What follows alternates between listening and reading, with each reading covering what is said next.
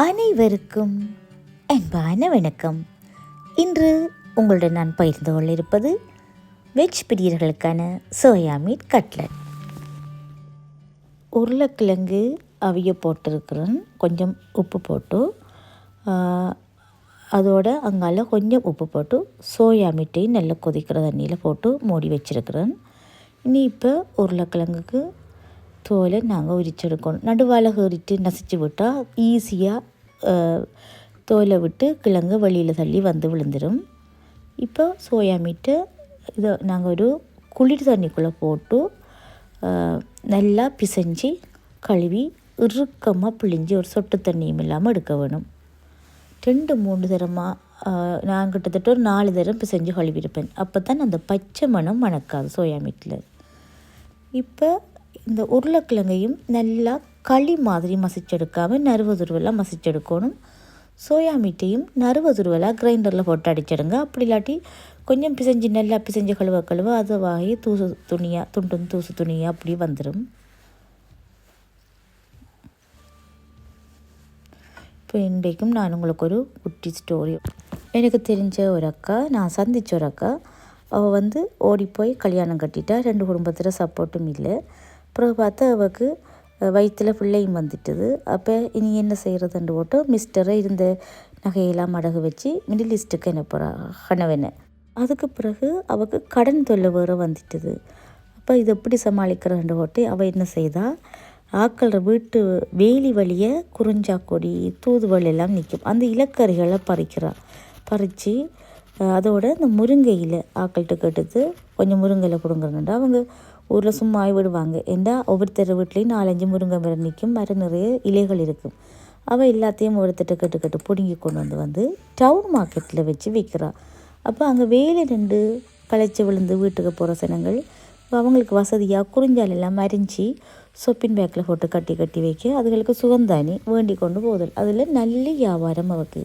அப்புறம் அவள் என்ன செய்கிறா, அந்த காசுகளை சீட்டை கட்டி அந்த சீட்டு விழுந்தோடனே அதை வட்டியை கொடுக்குறா. வட்டியை கொடுத்து இப்போ பெரிய மாடி வீட்டையே கட்டி வச்சிருக்கிறா. அவரும் ஊரோடு வந்துட்டு அவளோட பிள்ளைகளும் கல்யாணம் கட்டி நல்லா இருக்குதுகள்.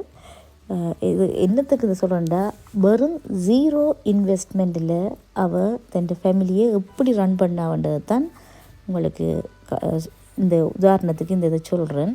வாங்க இனி இந்த ரெசிபிக்குள்ளே வரலாம். இதில் அளவுகள் எல்லாம் நான் கீழுக்கு தந்து விடுறேன்.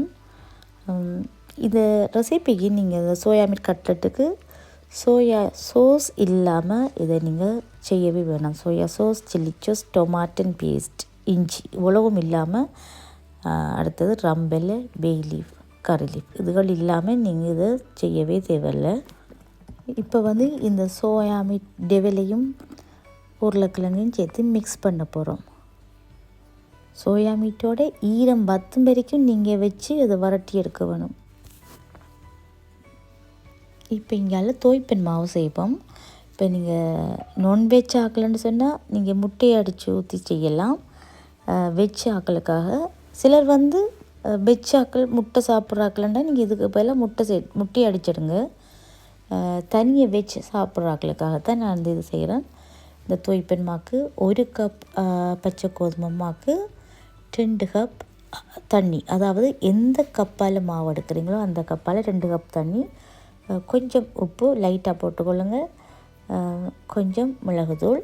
உப்பு உருளைக்கிழங்கும் சரி சோயா மீட்டும் சரி உப்பை டக்குண்டு உறிஞ்செடுத்துடும். அதால் உப்பு ஏற்கனவே நாங்கள் அந்த சோஸ்கள் எல்லாம் இருக்குது, கவனமாக பார்த்து போடணும். இதுக்கு இப்போ 1/4 கப் அளவு தேங்காய் பாலையும் போட்டு இந்த மாவுக்குள்ளே மிக்ஸ் பண்ணுறேன். இந்த தோய்ப்பெண் மாவு தோசை மாவு பதத்தை விட மெல்லிசாக இருக்க வேணும்.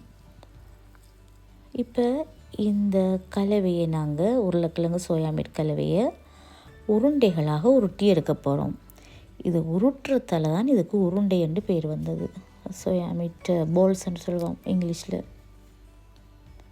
இப்போ தோய்ப்பெண் மாவுக்குள்ளே அப்படியே தொப்பு கட்டி 2 போட்டு எடுத்து இப்போ ரஸ்க் தூள் பிரட்ட போகணும். ரஸ்க் தூள் இல்லாட்டி நீங்கள் பானை ரோஸ்ட் பண்ணிவிட்டு கிரைண்டரில் அடிச்செடுக்கலாம். இது இங்கே வரும், பன்னீர் மேல் பேரில் வரும்.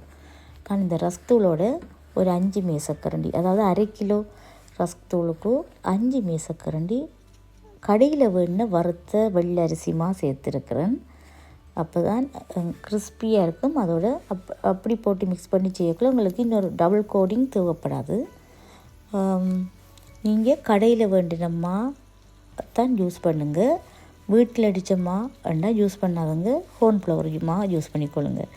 கடையில் வேண்டுற இந்த வறுத்த அரிசிமாக்கும் நீங்கள் வீட்டில் அடிக்கிற அரிசிமாக்கும் நிறைய வித்தியாசம் இருக்குது. கடையில் வேண்டுறது சொப்டாக இருக்கும், மெல்லுசாக இருக்கும். அந்தம்மா நீங்கள் வீட்டில் அடிக்கிறது அதே மாதிரி சொப்டாகவும் இருக்காது, இப்படி மெல்லுசாகவும் இருக்காது. இப்போ போட்டு நல்லா எண்ணெய் கொதிச்சதுக்கு பிறகு போட்டு அது கோல்டன் ப்ரௌனாக வந்தோடனே, கோல்டன் லைட்டாக ப்ரௌனாக வந்தோடனே இறக்கிடுங்க.